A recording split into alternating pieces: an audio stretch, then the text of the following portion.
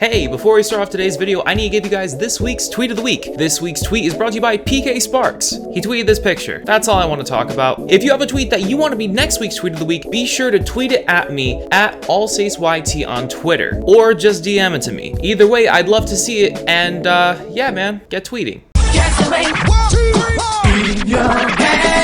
Hello everyone, welcome back to Not the Power Rangers, the only show on the internet hosted by a typical bearded millennial weeb who knows that drawing attention to that fact doesn't make it any less true. My name's Alsace, and I just want to start off by saying thank you so much for the continued support on this series. I get so anxious every time I have to post another one of these, but you guys have yet to have disappointed me. And like I said in the last video, as long as these videos keep doing as well as they have been, you can expect another one of these videos every single month, around the third week of every single month. In today's episode, we're going to be talking about one of my favorite shows from my childhood, this being Kamen Rider Dragon Knight. I remember I loved this show growing up. This was the only show on television that I could find as a kid that was anything like the Power Rangers. That's because it's based off of one of the Power Rangers sister shows in Japan. If you want to know more about Kamen Rider in Japan, I recommend that you watch the last episode of Not the Power Rangers on Masked Rider. I go into a lot more detail on the subject there. This show is based off of the third season in the Heisei era, being Kamen Rider Ryuki, which basically means Masked Rider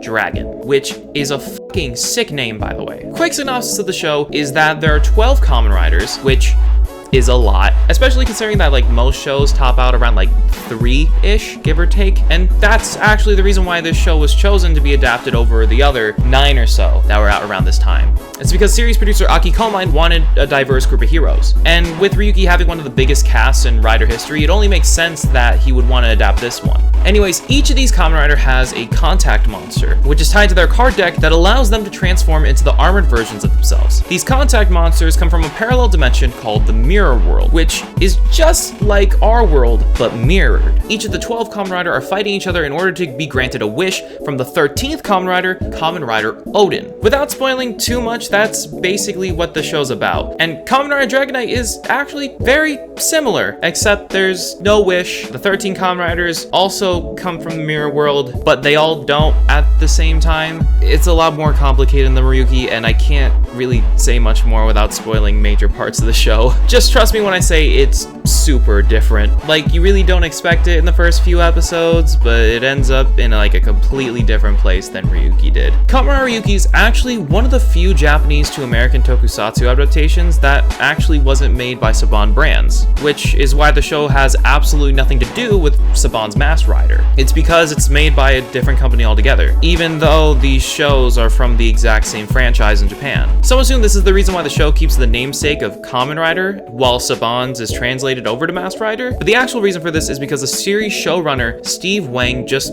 thought Kamen Riders sounded cooler. He once compared the title Masked Rider to calling Darth Vader Armored Sith Lord, because it's such a basic description for who the character is. And that's just about everything I think that's worth mentioning for now. And without any further ado, let's watch the first episode of Kamen Rider Dragon Knight. The first episode starts with a close-up on a missing person. It's probably not important. It then cuts to a lady being stalked by one of the mirror monsters in a parking garage. But thankfully, the man dressed as a bat, starts doing a bunch of cool shit with his motorcycle and kills all the monsters. Whoa. How many takes do you think it took for them to get that shot? What is he sheathing his sword into? Did he just tuck it into his hand to look cool? Sword man. Wait, did he just put away his sword to get another sword? This is the most impractical superhero ever. Alright, I guess it's more like a lance, but he's not even using it right. They're only really good for stabbing and like, that's it. If he was only gonna do that, he might as well have just kept his other sword. He then de-untransforms and reveals himself to be the coolest guy on the planet.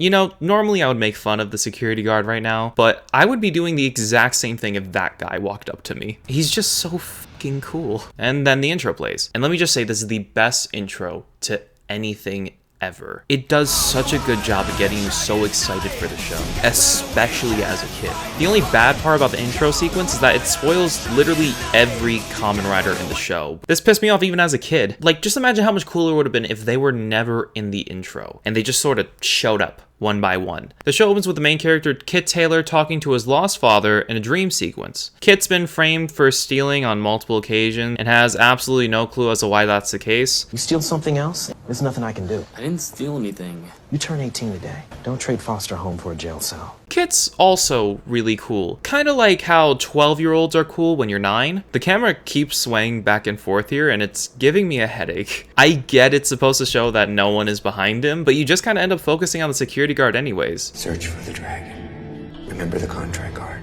The fuck is a contract card? Yeah, Kit. Search for the dragon.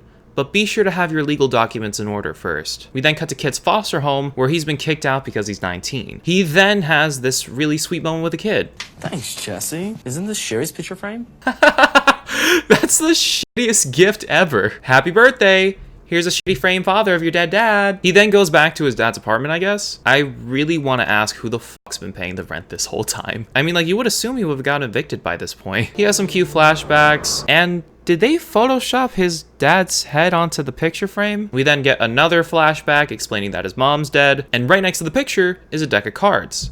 How convenient. Kit then goes outside after hearing his dad's voice and ends up getting attacked by a fucking dragon, and then it cuts to some useless side characters. I'm gonna skip over this part mostly. All you really need to know is that this girl's named Maya. She's a reporter looking into the missing persons cases surrounding like Kit's dad and a bunch of other people. There's a generic looking white boy, an e-girl, and an old chick. She leaves her job right in the middle of her shift just to go do some like reporter stuff. It then cuts to Kit seeing a monster attack outside. Hey, Who are you pointing to, Kit? All the people are over there. Kit then sees a group of monsters go after Maya and tries to stop them, but she can't see them, so he kind of just ends up looking like a crackhead. Hey! What? Get away from her. Okay.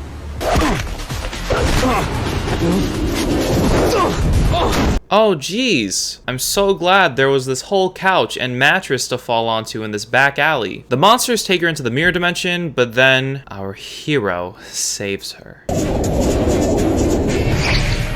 Everything goes into slow motion and he just keeps being cool.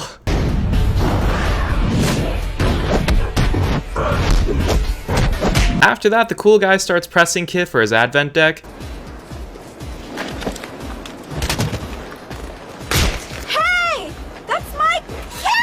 I love how she says that, like he didn't know that was a camera. Like that would have changed anything. Kit then runs into another monster and accidentally falls into the mirror dimension and transforms into not Dragon Knight. I think he's just blank right now because he hasn't made contact with a mirror monster yet. Cool guy then runs after him. They then try to fight the monster, but Kit just kind of ends up being useless because he still doesn't have a contract monster to give him powers. No, wait! Batman!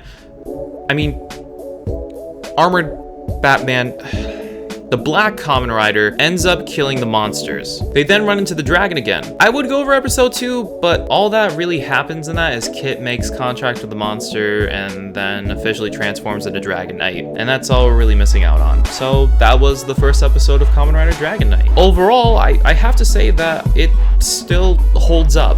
You can tell that the showrunners were really trying to make a show that could be enjoyed by both kids and young adults and even grown-ups. The story isn't insane, but it's enough to keep you interested throughout the first episode. Overall, I really like Dragon Knight, and I actually might end up rewatching the season after this now. That's how good I think it is. Anyways, join me next month on Not the Power Rangers, where we're gonna try to go over either VR Troopers or Beetleborgs. Not really sure yet. VR Troopers is more popular, but like JonTron kinda already did that, so it makes me want to do it less. And I remember liking Beetleborgs as a kid, but after just Googling it, I'm not so sure about that anymore. Either way, tell me what show you want me to talk about in the comment section down below, because I genuinely don't know and I would love to have you guys pick for me. And hey, maybe your comment will be featured in next month's episode of Not the Power Rangers if you give me a really good explanation as to why I should watch one over the other. Also, Also, comment any of your thoughts on Kamen Rider Dragon Knight. I love the show, but I want to know, do you like it? Do you not like it as much as I do? What do you think of designs, the translation? What do you think about Kamen Rider Ryuki as well? I love to hear any and all of your thoughts on any of these topics down below. And be sure to like the video if you liked it, dislike if you dislike it, and subscribe, and hit the bell notification so you can stay up to date on when I upload Not the Power Rangers next. I have an update video coming out